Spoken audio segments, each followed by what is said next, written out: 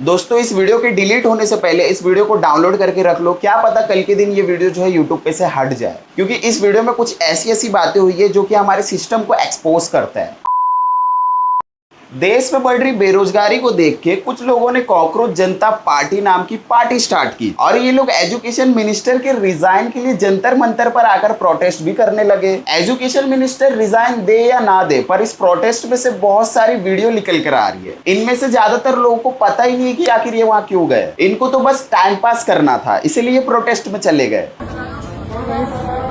Here is the cockroach party and its civic sense for you. बहुत से लोग बोल रहे कॉकरोच जनता पार्टी वाले जेनजी है, इन्हें सब कुछ पता है, ये जरा भी अनपढ़ नहीं है। फुल पढ़े लिखे हैं हाँ जेनजी लोग। इनके अंदर सिविक सेंस भी बहुत ज्यादा है, बहुत ज्यादा।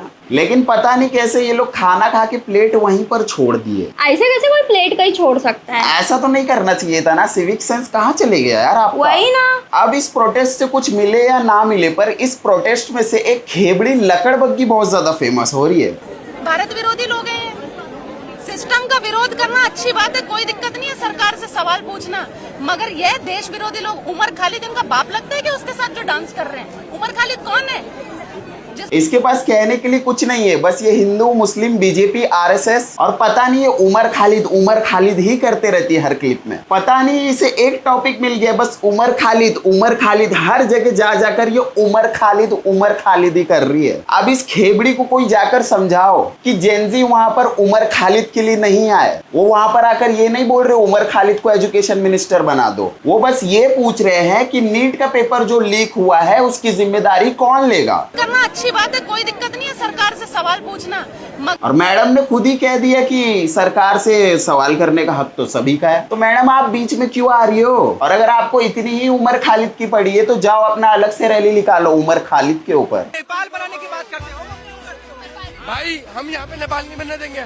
हम खुद खड़े हुए यहाँ पे आपके समर्थकों ने वीडियो बनाया कि नेपाल को हम भारत बनाएंगे और हम ये चीज दिखाएंगे कि हाँ नेपाल ने प्रोटेस्ट करा तो उन्होंने बहुत कुत्ता फसीदी करी थी। हम वो चीज नहीं दिखाएंगे, हम ये चीज दिखाएंगे कि हमने प्रोटेस्ट करा लेकिन इज्जत के साथ, दिमाग के साथ, शांति के साथ करा।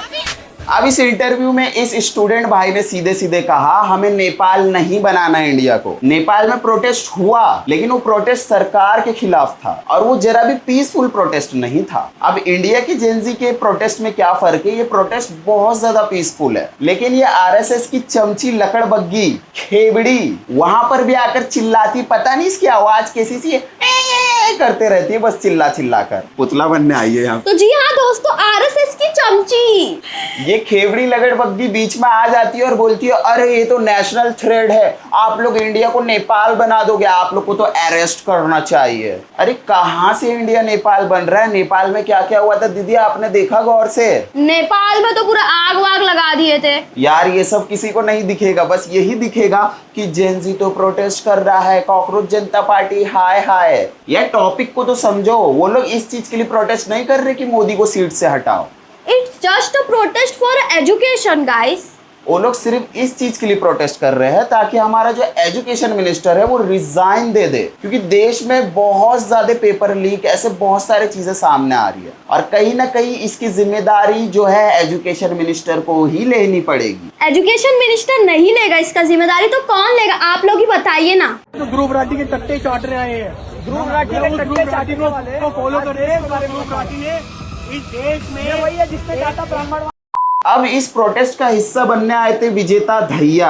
अब आप लोग को नहीं पता विजेता दहिया कौन है तो मैं बता दूं, ये ध्रुव राठी के कंटेंट राइटर है, या फिर आप लोग स्क्रिप्ट राइटर भी बोल सकते हो। अब जैसे तुम्हें और हम लोग को पता है अगर ध्रुव राठी इंडिया में आ गया तो उसके साथ क्या क्या होगा। अब इसके कंटेंट राइटर को वहां पर पकड़ लिया कुछ लोगों ने और फिर क्या भर भर के गालियां दी उन्हें कि तुमने ये बोला राम मांस खाते हैं, ये करते हैं, वो करते हैं। तो यार तुम मुझे ये बताओ, क्या राम ने कहीं पर ये लिखा था कि लोगों को गाली देना चाहिए, लोगों को गाली से बुलाना चाहिए? अगर तुम इतने ही बड़े राम भक्त हो तो बात थोड़ा अच्छे से करो, इज्जत से करो। अगर बात करना नहीं आता है तो खुद को राम भक्त बोलना छोड़ दो, है ना? हाँ यार ये जो विजेता दहिया के साथ हुआ मुझे ये देखकर बहुत बुरा लगा। एट द एंड वो सिर्फ एक कंटेंट राइटर है, वो कहीं का मालिक या फिर कुछ और नहीं है। वो तो अपना सिर्फ जॉब कर रहा था ना भाई, वो उसका काम है, वो तो करेगा, लेकिन आपका काम क्या है? अगर आप लोग बीजेपी सपोर्टर हो या फिर राम के भक्त हो तो आप लोग को बात भी तमीज से करनी आनी चाहिए। इतने गंदे गंदे गालियां दे रही है उन्हें। लिटरली यार ये लोग जो है विजेता दहिया के पीछे पीछे जाकर गाली दे रहे हैं यार। आप लोग वीडियो में देखो यार विजेता दहिया कैसे चुपचाप आगे जा रहा है। इतने गंदे गालियां, ओ माय गॉड, राम भक्त, वाह वाह वाह। ये सो कॉल्ड राम भक्त बस खुद को राम भक्त ही बोल सकते हैं, काम इनसे दो कौड़ी का नहीं होता। आपको नौकरी नहीं मिली, स्टूडेंट आपको नौकरी नहीं मिली। बहुत अच्छी नौकरी, मेरा खुद का बिजनेस है भाई साहब, मेरा खुद का बिजनेस है। तो आप क्या डिजाइनर हूँ मैं। अच्छा क्या क्या करती हो आप? क्या क्या करते हो? नफरत फैलाने के अलावा नफरत फैलाने के अलावा क्या क्या तो करते हो? कांग्रेस से चमचा है क्या? नहीं नौकरी क्या क्या करते हो? बात करिए तमीज से, तमीज से, तमीज से, तमीज से, तमीज से, तमीज से। हाँ? आप मालविया नगर गई हैं आप, जहाँ पे मुसलमानों ने बचाए लोगों की जान, वहाँ पे गई हैं आप परिसर में? तो उसकी तारीफ बोला हाँ, कब क्या? अब मिले उनसे? अरे असद गलत है, असद गलत है, बिल्कुल गलत है, असद गलत है। मेरा तो अच्छा खासा बिजनेस है, मेरा तो बिजनेस है, मेरा तो जरूरत नहीं है, मेरा तो बिजनेस है। यार पहले तो इसकी आवाज जो है फटे हुए टायर जैसी है, और यार इसका आवाज जहां मुझे ये दिख जाती है ना यार अलग से चिड़न महसूस होती है यार। कमेंट में भी इसे 99% लोग गालियां ही दे रहे हैं। और उनके अगेंस्ट कुछ बोल दे तो आप है कांग्रेस के दल्ले। इसके अलावा क्या क्या करते कांग्रेस से चमचा है क्या? नहीं नौकरी क्या करते हो? कांग्रेस के चमचे, कांग्रेस ने कितने पैसे फेंक के मारे? तो दीदी आप बताओ, आपको बीजेपी ने कितने पैसे फेंक के मारे? वही दीदी बताओ हमको भी, हमें भी पता चले। अब रिपोर्टर इन्हें यहाँ पर ये पूछता है क्या आपको मुस्लिम से बहुत ज्यादा तकलीफ है? क्योंकि ये जो औरत है इसका नाम तो मुझे नहीं पता, मैं इसे खेपड़ी लगड़बग्गी बोलता हूँ। ये जो है बहुत ज्यादा मुस्लिम लोग के खिलाफ हेट फैलाती है, इंटरनेट पे सेकुलर नेशन में हेट फैलाती है। और रिपोर्टर ने इससे साफ साफ पूछा, आप लोग ने वहां पर जो एक इंसिडेंट हुआ था उस इंसिडेंट में मुस्लिम लोगों ने नीचे मैट्रेस बिछा बिछा कर लोगों की जान बचाई, लाखों रुपए उनके जो है ऐसे ही चले गए। क्या आपने उसके ऊपर वीडियो बनाई? मैडम कहती मैंने तो उसके ऊपर ट्वीट किया, और इसकी आवाज अरे यार कैसी आवाज है ये? पहले तो आप अपनी आवाज ठीक करके आओ। और मैडम कहती है आपने क्या इसके खिलाफ बोला? रिपोर्टर जगह पे बोल दिया हाँ बोल रहा हूँ, जाओ मैं इसके खिलाफ हूँ। अब मैडम के पास कुछ बचा ही नहीं है तो मैडम कहीं और मुंह फेर ली और जोर जोर से चिल्ला रही है और बोलने लगी मेरा तो बिजनेस है, मैं इंटीरियर डिजाइनर हूँ। भाई इंटीरियर डिजाइनर तो इंटीरियर डिजाइनिंग करना, बीजेपी की दल्ली बन के क्यों घूम रही है? और वो ऐसे नहीं बोल रही है, मेरा तो इंटीरियर डिजाइनर, वो आवाज ही नहीं निकल रहा है, वो सच में फटे हुए टायर की आवाज है। देखो सबसे अनपढ़ नेता कौन सी पार्टी की है हम सबको पता है। ये अनपढ़ों को कौन समझाए कि शिक्षा का महत्व क्या होता है? जब अनपढ़ लोग एजुकेशन मिनिस्टर बनेंगे, जब अनपढ़ लोग प्रधानमंत्री बनेंगे, तो ऐसे ही पेपर लीक होते रहेंगे। लेकिन एजुकेशन मिनिस्टर को अनपढ़ नहीं होना चाहिए यार। वही ना गाइस, एजुकेशन मिनिस्टर ही अनपढ़, वो हम हमारे पढ़ाई का चिंता लेगा। वही हो गया, फिर हो गया। एजुकेशन मिनिस्टर खुद अनपढ़ है यार, इसे खुद जाकर रिजाइन दे देना चाहिए। क्या पता सर को सिग्नेचर करना भी आता है या नहीं आता है। नहीं भाई, सिग्नेचर करना तो आता होगा, अंगूठा होता है सबके पास।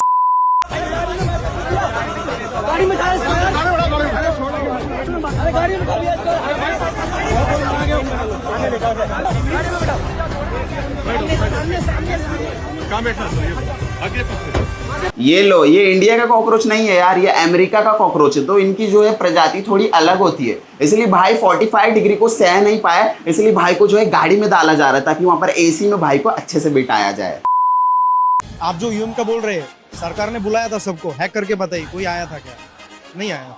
ये गलत बात है, जो हो रहा है वो सिस्टम से हो रहा है। अब यहाँ पर एक बंदा बोलता है मैं ईवीएम हैक कर सकता हूँ, इसके अंदर फुल स्टैक कोडिंग लगता है, बस 4 कोड डालूंगा ईवीएम हैक। भाई देख, इतना आसान नहीं है ईवीएम हैक करना, और वो होता है नहीं होता वो तो बात की बात है। लेकिन अंकल जी कह रहे हैं कि आज आप ईवीएम हैक करके दिखाओ, सरकार ने खुद कहा था लेकिन कोई आया नहीं। तो अंकल मैं आपको बताना चाहूंगा, अगर कोई बंदा वहां पर आ जाता ना ईवीएम हैक करने, तो अगले दिन वो बंदा जो है इंडिया से गायब हो जाता। अब उसे गायब कौन करता, कैसे करता, who knows? वो तो देश ही जाने। हाँ, लेकिन देखने वाले तो समझ गए कौन करता। जी, ये हिट लेके क्यों आए हो? हम कॉकरोच मारेंगे। कॉकरोच कभी इंसान नहीं हो सकता, इंसान कभी कॉकरोच नहीं हो सकता।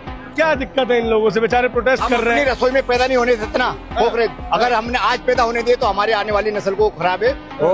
चाचा जी हिट लेके पहुंच गए यार प्रोटेस्ट में, और ये बोल रहे कि हम जो है कॉकरोच को जाने नहीं देंगे, हम कॉकरोच को मार देंगे। हमारे रसोई में कॉकरोच नहीं होता तो हम जो है हमारे बच्चों को कैसे कॉकरोच बनने दें। अब चाचा जो है असली का कॉकरोच समझ कर आ गए। चाचा के पास इतना भी सेंस नहीं है कि ये प्रोटेस्ट हो रहा है, ये प्रोटेस्ट किस चीज के लिए हो रहा है, ये चाचा को उतना भी नहीं पता होगा। बस आरएसएस ने बोला यार तुम ना एक टोपी लगाओ और हिट लो और पहुंच जाओ प्रोटेस्ट में, बाकी का हम देख लेंगे। और इंटरनेट में इसे ऐसा पोर्ट्रेट किया जा रहा है कि सीजेपी की हार हो गई है।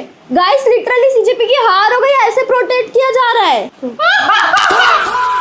ये पेपर लीक ये तो एक बहाना है, ये तो देश को बदनाम करने वाला है। जो देश प्रेमी होगा वो कभी ऐसे बहाने नहीं लगाएगा। अरे पेपर लीक हो गया, पेपर दोबारा भी तो होगा ना, डेट तो निकाल दी ना।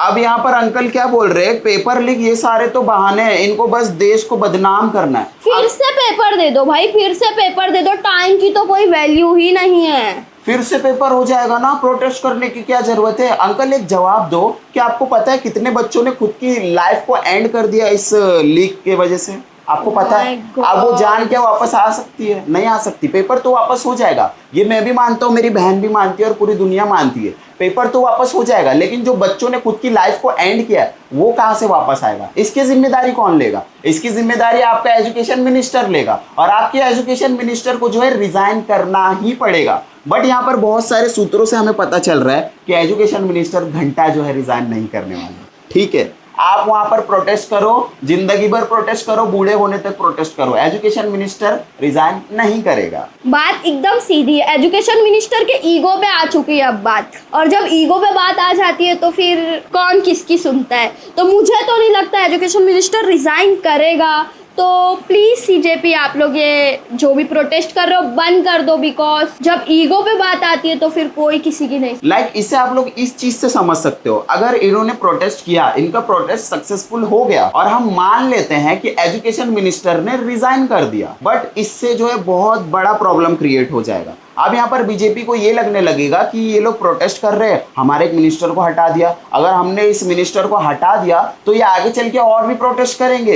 ये क्या पता कल के दिन जो है मोदी जी को सीट से हटाने की कोशिश करे। तो हो सकता है इस वजह से जो है ये प्रोटेस्ट सक्सेसफुल ना हो, एजुकेशन मिनिस्टर रिजाइन ना करे। तो देखो गाइस, छोटे मोटे डिमांड पूरे करेंगे तो फिर बड़े बड़े डिमांड करने लगेंगे। लोग बोलेंगे कल के दिन की पीएम को हटा दो, तो ऐसा नहीं होता है ना गाइस, वो उसका भी एक प्रोसेस होता है प्रॉपर। तो फिर ऐसा प्रोटेस्ट करने से आई डोंट थिंक कि एजुकेशन मिनिस्टर रिजाइन दे देंगे, बिकॉज अभी उनके ईगो पे बात आ चुकी है। So control at the end दोस्तों मेरा यही सवाल रहेगा कि जो ये एजुकेशन मिनिस्टर्स है, बहुत सारे मिनिस्टर जो बड़े बड़े इंडिया के गवर्नमेंट है, जो कि गवर्नमेंट बॉडीज है, इनके बच्चे आखिर फॉरेन में क्यों पढ़ते हैं? मुझे इस सवाल का जवाब चाहिए। क्या इन्हें खुद को लगता है इंडिया का एजुकेशन सिस्टम वीक है? अगर लगता है तो उसे ठीक करने की कोशिश करो। और मेरे हिसाब से एक बहुत बड़ा रूल आना चाहिए, एक बहुत बड़ा रूल आना चाहिए कि जितने भी गवर्नमेंट टीचर या फिर जो भी गवर्नमेंट के अंदर काम करते हैं